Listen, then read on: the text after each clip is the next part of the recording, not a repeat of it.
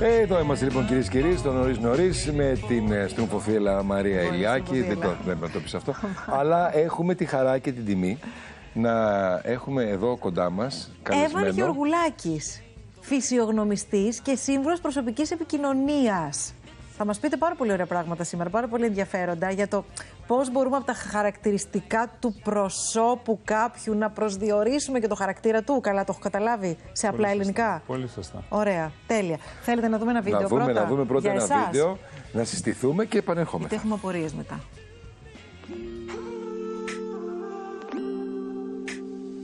Η φυσιογνωμική είναι η μέθοδος μέσα από την οποία, από τη μελέτη του προσώπου και των επιμέρους χαρακτηριστικών, μπορούμε να εξάγουμε συμπεράσματα για τις βαθύτερες τάσεις και προδιαθέσεις του ατόμου. Οι χρήσεις της φυσιογνωμικής και η εφαρμογή είναι αρκετά ευρεία. Χρησιμοποιείται από τον τομέα του ανθρώπινου δυναμικού σε εταιρείες, μέχρι σε προσωπικό επίπεδο για την προσωπική ανάπτυξη του ατόμου, μέχρι και σε εγκληματολογικό επίπεδο. Έχει τύχει να έχω συνεργαστεί στο παρελθόν με υποθέσεις οι οποίες ήθελαν την αποκρυπτογράφηση ή την αποκωδικοποίηση της προσωπικότητας ορισμένων ανθρώπων στο εγκληματολογικό. Όταν μελετάμε ένα πρόσωπο, ξεκινάμε από τη γενικότητα και μετά πάμε στη λεπτομέρεια. Κάθε ένα επιμέρους χαρακτηριστικό του προσώπου έχει τη σημασία του. Ανταποκρίνεται σε κάποια ψυχολογικές τάσεις, σε κάποια ψυχολογικά χαρακτηριστικά. Από εκεί και πέρα όμως ο συνδυασμός όλων των χαρακτηριστικών είναι αυτός ο οποίος κρίνει, αν θέλει, στην ιδιοσυγκρασία του ατόμου. Υπάρχει η οστεώδης δομή του προσώπου που είναι τα κόκαλα. Αυτά δείχνουν τις πιο βαθύτερες τάσεις που αλλάζουν λιγότερο εύκολα. Και υπάρχει και η μειώδης και η σαρκώδης ανάπτυξη στο πρόσωπο που δείχνει τις πιο άμεσες τάσεις και προδιαθέσεις του ατόμου. Εκεί πέρα μπορούμε να καταλάβουμε το εδώ και τώρα του αλουνού, ιδίως όταν εκφράζεται και μέσα σε μια πρόσωπο με πρόσωπο συνομιλία, μπορούμε να καταλάβουμε αν ο άλλος πιο πολύ εννοεί αυτά τα οποία λέει, είναι σε συμφωνία η μη λεκτική του επικοινωνία με τα λεγόμενα, το περιεχόμενο αυτών των οποίων λέει. Για παράδειγμα, έχουμε ας πούμε τη μύτη, η οποία είναι στη μεσαία ζώνη του προσώπου. Εδώ είναι όλοι οι αισθητήριοι δέκτες μας μαζεμένοι. Είναι τα μάτια, η μύτη, το στόμα, είναι η ζώνη της επικοινωνίας. Αυτή αντιστοιχεί πιο πολύ στο θυμικό μας κομμάτι, ενώ η ανώτερη ζώνη του προσώπου είναι το πιο εγκεφαλικό και το κατώτερο τμήμα εδώ πέρα είναι το ενεργειακό, που δείχνει κατά πόσο μπορούμε να εφαρμόζουμε, να υλοποιούμε τα θέλω μας και τα πιστεύω μας. Οπότε η ανάπτυξη όχι σε κάποια περιοχή μας δείχνει κατά πόσο το άτομο, μέσα στο άτομο αυτό, ποιες δυνάμεις κυριαρχούν. Είναι πιο πολύ παρορμητικός, είναι πιο πολύ εγκεφαλικός, είναι πιο πολύ ενστικτώδης άνθρωπος της δράσης. Αν η μύτη του, ξέρω, είναι αυτό που λέμε η ρωμαϊκή μύτη, που είναι γαμψή, που είναι ένα άνθρωπος που θέλει να κυριαρχεί στους άλλους, έχει υψηλό εγώ, ή αν είναι πιο αυτό που λέγαμε η γαλλική μυτούλα, που αφήνεται στα πάθη, αφήνεται να παρασυρθεί και όλα αυτά τα πράγματα. Και μια που θα έρθω στο στούντιο, είπα να δω τα πρόσωπα της Μαρίας και του Κρατερού από πριν, για να έχω μια πρώτη ιδέα και να δούμε εδώ πέρα πώς θα μελετήσουμε το ένα προφίλ, το άλλο προφίλ και το αμφάς και το τι σημαίνουν αυτά τα πράγματα. Και εδώ έχουμε, γιατί κάθε προφίλ έχει τη σημασία του, το δεξί και το αριστερό και πάντα το αμφάς. Από το προφίλ βλέπουμε αυτά που βγάζουμε προς τα έξω και από το αμφάς βλέπουμε μέσα πιο πολύ τι έχουμε, το capacity που λέμε στο πρόσωπο. Και μετά από αυτό το βίντεο ακυρώνουμε όλα τα υπόλοιπα θέματα της εκπομπής και θα πάμε με τον κύριο Εύαν μας μέχρι το τέλος της εκπομπής σήμερα, γιατί έχουμε 1 εκατομμύριο ερωτήσεις τώρα. Χαμός θα γίνει. Τι ωραία, από πού θέλετε να ξεκινήσουμε, δεν ξέρω τι να πρωτορωτήσω εγώ τώρα. Μπορεί να καταλάβεις το χαρακτήρα ενός ανθρώπου από τα χαρακτηριστικά του προσώπου του γοντός? Όλοι μας το κάνουμε αυτό. Εξελικτικά βέβαια. Είμαστε φτιαγμένοι ώστε να μπορούμε να αποκωδικοποιούμε σε υποσυνείδητο επίπεδο. Δεν φτάνει αυτό στο νοητικό να πούμε, αλλά ξέρουμε, λέμε, αυτός τον συμπαθούμε, δεν τον συμπαθούμε, αυτός μας ταιριάζει, δεν μας ταιριάζει, για λόγους επιβίωσης, αναπαραγωγής. Όλοι μας έχουμε αυτή την τάση, την ικανότητα, αν θέλεις, και μπορούμε να καταλάβουμε. Έχουμε και κάποιες πληροφορίες με τα χρόνια που μπορεί να είναι και λαθασμένες βέβαια, να μην στέκουν. Αλλά ας πούμε, λένε για τους ανθρώπους με τα μικρά χείλη, ας πούμε. Ναι. Δεν λένε, ας πούμε, ή με τα σφιγμένα χείλη, ή χωρίς χείλη. Οι αρχαίοι δίναν και ονομασίες με βάση τα φυσιογνωμικά χαρακτηριστικά. Βέβαια. Κοιτάξτε, είναι αυτό που αναφέρεται για τα χείλη. Έχουμε χαρακτηριστικά τα οποία όσο είναι πιο διευρυμένα, δείχνει πιο πολύ εξωτερήκευση, είναι το δυνατό μας σημείο επικοινωνία. Όσο πιο εσωτερικευμένα είναι τα χαρακτηριστικά, είναι κάποια ζώνη ευαισθησίας, το μαζεύουμε προς τα πίσω. Και ανάλογα σε ποια περιοχή είναι, στο εγκεφαλικό, στο συναισθηματικό ή επικοινωνιακό ή στο πιο ενστικτώδης, μπορείς να καταλάβεις αν το άτομο κατά πόσο σε αυτό το τομέα είναι πιο εσωτερικευμένο, εξωτερικευμένο, πιο εσωστρεφής, εξωστρεφής. Πάρα πολλά στοιχεία. Πριν περάσουμε σε αυτό που προφανώς και εγώ είμαστε να μάθουμε και θέλουμε πάρα πολύ να μάθουμε τη διάγνωση, εγώ ήθελα να ρωτήσω εσείς πώς ξεκινήσατε, ποιο ήταν το κίνητρο, ποιο ήταν... Ξεκίνησα με καλλιτεχνική βάση. Έκανα καρικατούρες, έκανα πολιτικά σκίτσα. Αυτές που δεν είναι δικές σας. Δικές μου, ναι. Πολύ ωραίες ήταν. Έκανα πορτρέτα. Οπότε το χρησιμοποίησα τη φυσιογνωμική και τη μορφοψυχολογία ως εργαλείο για να μπορώ καλύτερα να αποδώσω την προσωπικότητα όταν θέλω να αποτυπώσω κάτι στο χαρτί. Ήταν σαν εργαλείο. Και αυτό εξελίχθηκε μετά με μελέτη και το ένα και το άλλο. Και έγινε μια διπλή, αν θέλεις, κατεύθυνση, μια διπλή καριέρα. Αυτόνομοι, αλλά πάντα συνδέονται. Εσείς τώρα, Εύαν, δηλαδή γνωρίζετε έναν άνθρωπο για πρώτη φορά. Φαντάζομαι ότι αμέσως, ας πούμε, αποκρυπτογραφείτε κάποια πράγματα. Αυτό. Δηλαδή... Ναι, λειτουργεί αυτό, όπως και σε όλους μας. Απλά τώρα εσείς το έχετε και λίγο ανεπτυγμένο. Ναι, πώς όταν μαθαίνεις να οδηγείς στην αρχή λες βάλω πρώτη, αμπραγιάζ, Δευτέρα κτλ. Μετά το κάνεις, μιλάς στο κινητό που δεν πρέπει, ξέρω εγώ. Βλέπεις τώρα, για παράδειγμα, μπορώ να δω κάτι που με ενοχλεί, μπορώ να πω τι είναι αυτό που με ενοχλεί, είναι αυτό το πράγμα. Ή τι είναι αυτό που μου αρέσει, μπορώ να ξέρω τι είναι αυτό το στοιχείο. Δηλαδή, οι άνθρωποι με παραβατικές ή δολοφόνοι, ας πούμε, έχουν συγκεκριμένα χαρακτηριστικά. Όχι συγκεκριμένα όλοι, αλλά υπάρχουν κάποια χαρακτηριστικά τα οποία δείχνουν ότι υπάρχει έλλειψη ελέγχου σε ορισμένους τομείς. Συνήθως είναι στο ενεργειακό κομμάτι, αλλά μπορεί και στο εγκεφαλικό. Μπορεί να είναι και εγκεφαλικό και ενεργειακό και να λείπει το συναισθηματικό. Ο καθένας έχει μια. Είμαστε ένα αμάγαλμα. Ο καθένας έχει ένα διαφορετικό δολοφόνο μέσα του. Μέσα του. Ναι. Από μένα θα ξεκινήσετε. Πριν ξεκινήσουμε, μισό λεπτάκι. Να ρωτήσω κάτι ήθελα. Τώρα πια με όλη αυτή τη γνώση, δεν χάνεται λίγο. Ή μάλλον η ερώτηση είναι, χάνεται ή δεν χάνεται λίγο η μαγεία της πρώτης επαφής όταν γνωρίζετε έναν άνθρωπο? Δεν γίνεται ακαριαία μία αποκωδικοποίηση? Είναι θέμα ανθρώπου. Είναι, ξέρω, ένας καρδιολόγος ο οποίος καπνίζει. Ναι. Δηλαδή, γίνεται μια εσωτερικευμένη, αν θέλεις, μια διαίσθηση, απλά σε πιο πολύ βάθος, άμα θέλεις. Δεν μπορείς πάντα όλους να είσαι ρομποτάκι και να τους κοιτάς και να τους αναλύεις εκείνη την ώρα. Απλά μπορείς να είσαι λίγο πιο, να είσαι ένα πιο πολύ βάθος σε αυτό το οποίο αισθάνεσαι. Ναι. Μπορείς να τσεκάρεις με βάση αυτό και να πεις αυτό είναι. Εγώ το βρίσκω πάρα πολύ γοητευτικό αυτό, πάρα πολύ ενδιαφέρον. Και όχι μόνο, όχι από την άποψη που σας έλεγα πριν για της υποκριτικής και του επαγγέλματος, από μόνο του είναι πολύ ενδιαφέρον, πάρα πολύ. Λοιπόν, για πάμε να μάθουμε. Από ποιο θα ξεκινήσουμε? Από μένα. Από το μαράκι. Πείτε τα όλα. Και μετά... Αυτό το φρύδι μου που σηκώνετε, το παρατηρήσατε? Το βλέπετε? Το έχει παρατηρήσει, τι εννοείς, ο κόσμος όλος. Λοιπόν, εδώ το πρόσωπο, από ό,τι βλέπουμε, να πούμε μερικά πράγματα γενικότερα, είπαμε το χωρίζουμε σε 3 ζώνες. Την ανώτερη που είναι η εγκεφαλική, η μεσαία ζώνη που είναι εκεί που βρίσκονται όλοι οι αισθητήριοι δέκτες, επικοινωνούμε με το περιβάλλον, έτσι, και η κατώτερη από τη μύτη μέχρι το σαγόνι που είναι το ενεργειακό κομμάτι. Λοιπόν, στο δικό σας... Πολύ όμορφο. Για το φρύδι που σηκώνετε. Τι είναι αυτό το φρύδι, μπορείτε να μου το εξηγήσετε? Σημαίνει κάτι? Συνήθως όταν είναι το ένα φρύδι πιο πάνω, ιδίως στη δεξιά πλευρά, η δεξιά πλευρά του προσώπου είναι αυτή που θέλουμε να βγάλουμε προς τα έξω. Δεν έχω κάνει τίποτα από η αριστερή πλευρά του προσώπου είναι πιο εσωτερική, η δεξιά είναι αυτή που λέμε καμιά φορά ο Μπερλουσκόνη του μυαλού είναι, ας πούμε, γιατί είναι τα μίντια, θέλουμε να βγάλουμε προς τα έξω. Πάντως δείχνει ανεξαρτησία, υπάρχει μια τονικότητα, τα χαρακτηριστικά, υπάρχουν άλλοι άνθρωποι που έχουν σε ευθεία, άλλοι που είναι πιο πάνω τα χαρακτηριστικά τους, που δείχνει τονικότητα, και άλλοι που είναι πιο σε κατιούσα. Με μένα είναι το ένα πάνω, το άλλο κάτω.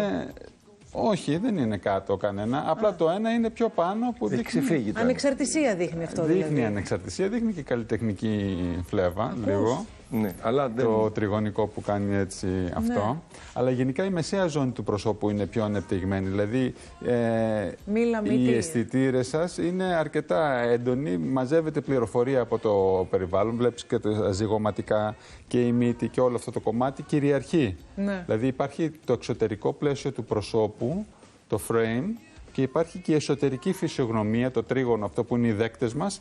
Σας οι δέκτες είναι πιο ανεπτυγμένοι. Δηλαδή μαζεύεται αρκετή πληροφορία. Την οποία τι την κάνω? Την οποία τη διοχετεύεται, τη φιλτράρουμε και μετά την οδηγούμε σε πράξη. Αλλά το φιλτράρισμα και έχει μεγάλη σημασία σε εσάς το emotional, το συναισθηματικό κομμάτι, το θυμικό κομμάτι. Έχει, ναι.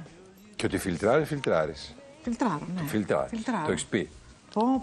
Πολύ ενδιαφέρον. Έχετε να πείτε κάτι άλλο για μένα? Είναι πολλά πράγματα. Εκατομμύρια. Τώρα δεν μην τα πείτε όλα. Ερωτήσεις ακούω, δηλαδή. Ωραία, τα χείλη που είναι μεγάλα, αυτό είναι εξωστρέφεια, λογικά. Ναι. Τα χείλη, το άνω χείλος συμβολίζει την ικανότητά μας να δίνουμε συναισθηματικά. Το κάτω χείλος είναι η ανάγκη μας να παίρνουμε συναισθηματικά. Οπότε όσο πιο ισορροπημένα τα χείλη και καλογραμμένα είναι πιο καλό για την ειδησιογραφία. Όμως έτσι δεν είναι τίποτα ισορροπημένο. Αυτό είναι το κακόμοιρο το κοκοδιλάκι. Αυτό είναι ανέκδοτο, δεν είναι. Άρα υπάρχει μια ισορροπία, ας πούμε, το πάνω χείλος με το κάτω χείλος. Ωραία. Εντάξει, να την πούμε τώρα ισορροπία. Εγώ δεν έχω κάτι άλλο να ρωτήσω για μένα. Δεν ξέρω αν θέλετε. Δεν θέλει να μάθει τίποτα. Θα τα ρωτήσω όλα μετά. Βλέπετε κάτι ύποπτο? Ύποπτο, όλα μπορεί να είναι ύποπτα. Το βλέπουμε όλοι το ύποπτο. Κάθε άνθρωπος έχει χαρακτηριστικά τα οποία πολλές φορές είναι συγκρουόμενα. Που λέμε, μα γιατί αυτό το είμαι έτσι ή αλλιώς. Ναι. Και έχει ενδιαφέρον. Όλοι οι άνθρωποι, όχι. Όλοι οι άνθρωποι, ναι. Μέσα από την ανάλυση να βρεις υπό ποιες συνθήκες βγαίνει μια τάση μας και υπό ποιες συνθήκες κάτι πολύ άλλο. Ενδιαφέρον αυτό. Γιατί είναι πολλά που κάθονται σε υπολανθάνουσα κατάσταση. Αλλά έρχεται κάτι από το περιβάλλον και τα ξυπνάει. Και λένε πολλές φορές, αυτός ήταν ήσυχο παιδί και τι συνέβη ξαφνικά. Που λένε οι γείτονες, καλό παιδί ήταν, δεν έκανε ποτέ φασαρία. Πώς έγινε αυτό το κακό. Έτσι είναι, γιατί υπάρχουν και μερικοί που είμαστε 12 προσωπικότητες. Για πάμε να δούμε τις 12 προσωπικότητες. Λοιπόν, ποιες από όλες? Εδώ έχουμε ένα πρόσωπο. Κατάδικος, φαίνεται ο άνθρωπος, είναι κατάδικος. Συμμετρικός είναι ο κρατερός. Συμμετρικός κατάδικος. Ότι οι φωτογραφίες αυτές, επειδή ήταν από κινητό, δεν είναι ότι καλύτερο, διότι χρειάζεται ένας φακός, ας πούμε, από 50 χιλιοστά και πάνω, που αποτυπώνει χωρίς παραμορφώσεις το πρόσωπο. Συνήθως τα κινητά στον βασικό του φακό είναι ευρυγόνιος και έτσι κάνει τη μεσαία ζώνη του προσώπου πιο μεγάλη, είναι πιο φυσάει. Ενώ θέλεις ένα πιο τηλεφακό για να αποδώσει σωστά τις αναλογίες. Θα έρθουμε να το κάνουμε κανονικά εμείς. Αλλά μπορώ να πω καταρχήν ισορροπία στο πρόσωπο, σε ύψος και σε πλάτος, δηλαδή και το θέμα. Το πλάτος μιλάει πιο πολύ για την πρακτικότητα, την εφαρμογή, και το ύψος έχει πιο πολύ τη θεωρία, το ιδεαλισμό, όλο αυτό το κομμάτι. Οπότε όταν έχουμε ισορροπία σε πλάτος και σε ύψος, είναι μια ισορροπία και στα δύο κομμάτια. Στις τρεις ζώνες πάλι έχουμε ισορροπία, δηλαδή στην ανώτερη την εγκεφαλική και την συναισθηματική και το κάτω το ενεργειακό κομμάτι. Βλέπουμε, ας πούμε, και μια διαφοροποίηση σχετικά με τους άντρες και στις γυναίκες. Συνήθως οι άντρες στο κάτω κομμάτι, το ενεργειακό, το σαγόνι, είναι πιο, λόγω τεστοστερόνης και όλα αυτά, είναι πιο ανεπτυγμένο. Στις γυναίκες είναι πιο μέσα. Οπότε υπάρχει αυτό το στοιχείο εδώ πέρα που δείχνει δράση.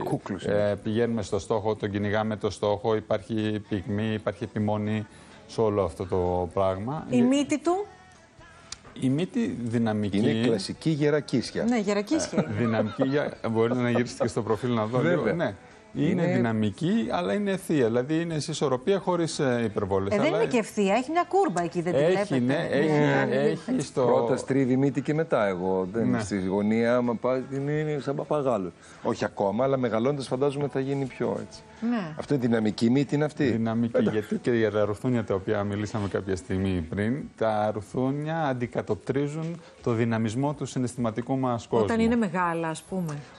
ανοιχτά. Όταν είμαστε excited, όταν οτιδήποτε, σκέψω ότι παίρνουμε το οξυγόνο από τα ρουθούνια. Είναι ορισμένοι άνθρωποι οι οποίοι έχουν πιο μόνιμα διασταλμένα τα ρουθούνια. Αυτοί τα ζουν όλα πιο έντονα τα πάθη τους, είναι πιο αχόρταγοι στις επιθυμίες τους. Άλλοι που έχουν πολύ πλακουτσωτά ρουθούνια κλειστά, τα ζουν όλα λες και είναι τυλιγμένα σε ένα σελοφάνο. Όλα είναι λίγο πιο μαζεμένα. Όλα καλά ήταν. Την ανισορροπία μου δεν βλέπω πουθενά εκεί πέρα να αντικατοπτρίζεται και ανησυχώ. Είναι κρυμμένη τόσο πολύ. Βλέπουμε λοιπόν στο αμφάς τι υπάρχει ποιοτικά σε ένα πρόσωπο και στο προφίλ αυτό μας δείχνει τι βγάζουμε προς τα έξω. Πώς αυτά τα εκδηλώνουμε στην άμεση μας συμπεριφορά, όσο πιο πολύ βγαίνει, δηλαδή οποιαδήποτε χαρακτηριστικά βγαίνει. Τι βγάζουμε προς τα έξω, τα βγάζουμε αυτά που είναι και προς τα μέσα ή βγάζουμε άλλα ντάλα? Υπάρχει εδώ η μεσαία ζώνη εξέχει, αλλά και το κατώτερο το ενεργειακό είναι σε ευθεία, δηλαδή είναι σε ισορροπία αυτό το πράγμα. Οπότε είναι συναισθηματικό με ενεργειακό. Άρα είμαι καλά. Γιατί με μένα μην ανησυχώ. Καλά είσαι, μια χαρά τα είπε ο άνθρωπος για σένα. Τα μάτια παίζουν ρόλο, το σχήμα. Βεβαίως, τα μάτια είναι αυτό που λέμε λαϊκά, ο καθρέφτης της ψυχής. Είναι το κομμάτι με το οποίο επικοινούμε με την οπτική επικοινωνία. Γιατί και όλοι μας, ο καθένας, υπάρχουν τρία συστήματα βασικά. Είναι το οπτικό, το ακουστικό και το κιναισθετικό κομμάτι. Και ο κάθε ένας από εμάς, περισσότερο ή λιγότερο, έχει ένα σύστημα, μια προτεραιότητα με την οποία και μαθαίνει, αλλά και με την οποία επικοινωνεί. Άλλοι είναι πιο οπτικοί τύποι, άλλοι είναι πιο ακουστικοί. Και άλλοι αυτό είναι μπορείτε να το δείτε από αυτή την ανάλυση. Το βλέπεις από το πρόσωπο, το βλέπεις όμως και από άλλα πράγματα. Το αντιλαμβάνεις από τον τρόπο που μιλάει. Δηλαδή, όταν είσαι σε οπτική φάση, μιλάς πολύ γρήγορα, είσαι πολύ σε speed. Όταν είσαι σε ακουστική φάση, είσαι πιο εύγλωτος, έχει σημασία η τονικότητα, το πώς μιλάς. Όταν είσαι σε κιναισθητική φάση, είσαι πιο μέσα στον εαυτό σου, πιο πολύ σε επαφή με τα συναισθήματα, κοιτάς κάτω. Και φαντάσου, ας πούμε, άνθρωποι ένας σε οπτική φάση με έναν σε κιναισθητική φάση. Ο ένας θα είναι πολύ γρήγορος, ο άλλος πολύ αργός, υπάρχει σύγκρουση. Οπότε εκεί μπορούμε να καταλάβουμε πώς όταν προσεγγίζουμε, όταν θέλουμε να επικοινωνήσουμε με κάποιον, σε τι φάση βρίσκεται ο άλλος και να μπορούμε να είμαστε στο ίδιο επίπεδο. Άρα αυτό με το οποίο ασχολείστε σας βοηθάει, φαντάζομαι, και στο να προσεγγίζετε τον κάθε άνθρωπο, να τον κερδίζετε, ας πούμε, πιο εύκολα. Για μένα αυτό έχει το νόημα. Έχουμε τις βαθύτερες τάσεις και προδιαθέσεις που φαίνονται από τις αναλογίες των χαρακτηριστικών του προσώπου. Αλλά έχουμε και τα άλλα τα δυναμικά χαρακτηριστικά, όπως τα χείλια, τα μάτια, τα οποία μας δείχνουν το εδώ και τώρα του αλλού. Υπάρχουν οι μικροεκφράσεις. Ο Paul Ekman στο Πανεπιστήμιο της Καλιφόρνια έκανε το Facial Acting Coding System, FACS, το οποίο χαρτογράφησε ένα σωρό συσπάσεις των μειών, οι οποίες κάνουμε κλάσματα δευτερολέπτου πριν πούμε κάτι λεκτικά και δείχνουν πού βρισκόμαστε. Και όταν λοιπόν πούμε κάτι λεκτικά, μεταφέρουμε μια πληροφορία, αλλά δεν συνάδει με τις εκφράσεις που κάνουμε, λέμε ότι κάτι δεν πάει καλά. Ή πόσες φορές σας έχει τύχει να λέει κάποιος κάτι το οποίο να συμφωνείτε, αλλά να είσαστε λίγο επιφυλακτικοί, γιατί δεν σας πείθει. Είναι όταν υπάρχει οι μικροσυσπάσεις φταίνουν. Δυσαρμονία της μη λεκτικής επικοινωνίας, δηλαδή του body language, ας το πω, αλλά από το micro-expressions, σε σχέση με τα λεγόμενα. Ή όταν γελάμε και ξαφνικά κόβεται το γέλιο, ή βλέπεις σύσπαση από τη μία πλευρά του προσώπου και όχι από την άλλη. Είναι αυτό που θέλουμε να δείξουμε προς τα έξω. Δηλαδή, χαμογελάς και από τη μία πλευρά είναι το στόμα έτσι και από την άλλη πάει αλλιώς. Είχε γίνει μια καταπληκτική σειρά, δεν θυμάμαι τώρα που ήταν. Νομίζω λέγεται Tell Me Lies, το οποίο είναι ακριβώς, είναι με έναν πολύ γνωστό ηθοποιό, τώρα που μου διαφεύγει το όνομά του, αλλά υποτίθεται ότι ήταν ένας επιστήμονας που κατήχε όμως αυτή τη γνώση και μπορούσε να διαβάζει αυτές τις άπειρες σχεδόν μικροεκφράσεις και συνεργαζόταν και με την αστυνομία και τα λοιπά για να λύσει διάφορα μυστήρια. Ήταν τόσο ενδιαφέρον αυτό το πράγμα, τόσο ωραίο. Θα μας πείτε μετά αν υπάρχει κάποιο. Εντάξει, δεν μπορεί κανείς να τα μάθει αυτά τώρα από ένα βιβλίο, αλλά αν υπάρχει ένα βιβλίο το οποίο να μας δίνει μια γενικότερη κατεύθυνση, εμένα θα με ενδιαφέρει πάρα πολύ. Υπάρχει βιβλιογραφία και φυσικά για τις μικροεκφράσεις υπάρχει, φυσικά και για τη μορφοψυχολογία υπάρχουν γαλλικά βιβλία, υπάρχουν πάρα και πολύ ενδιαφέρον βιβλία. Αυτό που κάνετε πάντως. Υπάρχουν σοβαρά και υπάρχουν και άλλα τα οποία είναι. Ναι, όχι, τα σοβαρά θα μας ενδιαφέραν. Σας ευχαριστούμε πάρα πολύ. Ευχαριστούμε πάρα πολύ. Ήταν πολύ ενδιαφέρουσα η συζήτηση. Ήταν πάρα πολύ ωραία και θα έρθουμε σε επαφή για να το κάνουμε τώρα, πιο μην το αναλυτικά. καθυστερείς, ναι. Τι θέλεις Σήκω. τώρα?